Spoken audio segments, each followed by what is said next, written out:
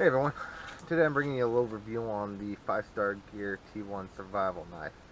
This is going to be a budget knife. It's not for everyone. I mean, there's a lot of people out there on a budget, so this is kind of for you guys. Anyways, this is it. Comes in a pretty basic nylon sheath, nothing too fancy.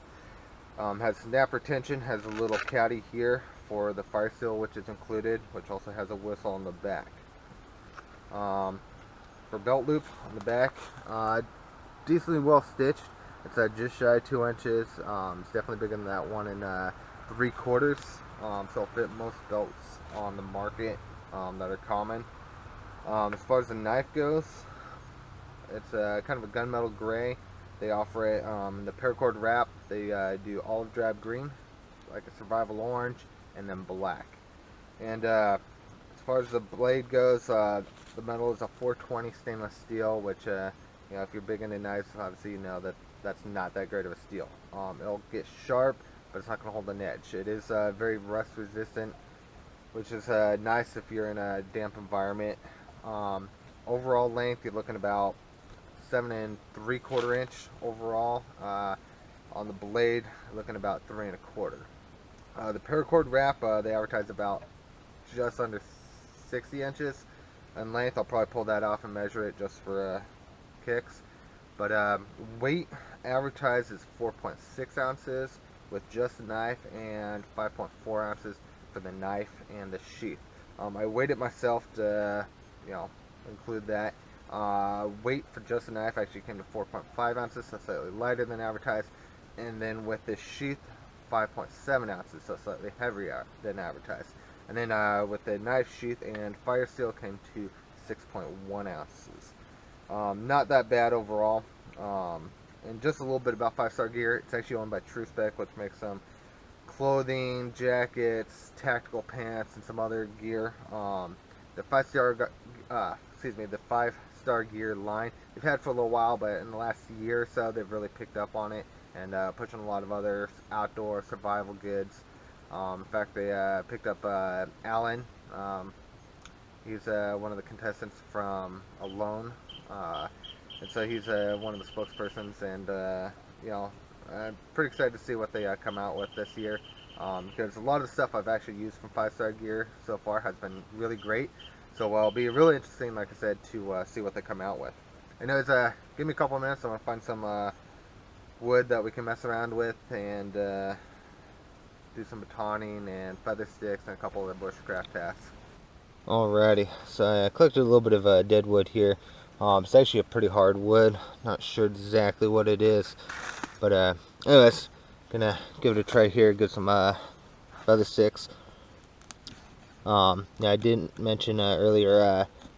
It actually came quite sharp. I was pretty impressed with that. Sharp enough to shave with, actually. I know it's just 420 stainless, which can get sharp, but yeah, I want to see how much feather sticks I can make before you know, it's no longer sharp enough to shave. So we'll give that a test here in a few minutes. So far, not too bad. Getting some decent shavings, curling pretty nice.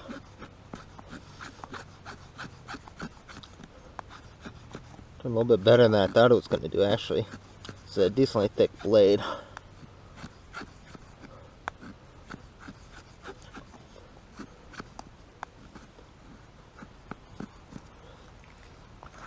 So yeah, not too shabby actually. And see, it's not actually decently bad. Let's see if it's still sharp enough to shave here. Barely, but took a little hair off there.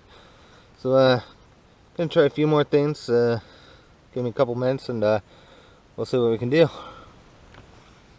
Alright, gonna give this a try. Not the ideal piece of wood for batoning, but gonna give it a try anyways.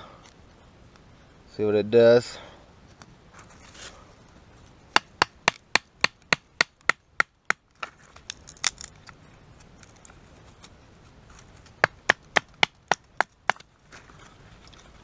Not too bad.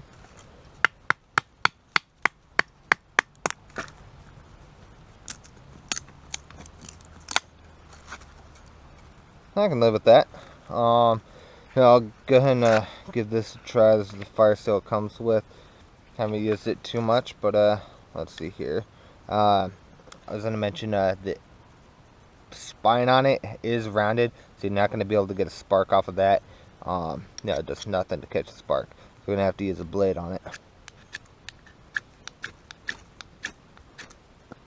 And there goes the Firesteel. So the handle that they put on this, not very good at all. I've barely used it. I don't know if you can see that crack. Anyways, the Firesteel went flying. There it is. Yep. Definitely don't trust that. But anyways, the Firesteel itself looks pretty decent. Use it like that. And see what kind of sparks we can get off of it. It's not too bad. For the Firesteel itself. I don't think I can even epoxy that to make it work. I don't think I'd want to trust that. So definitely heads up on that. Definitely not trustworthy.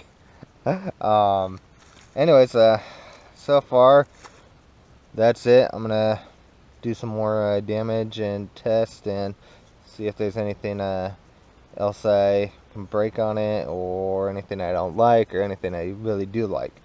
So we'll see how that goes.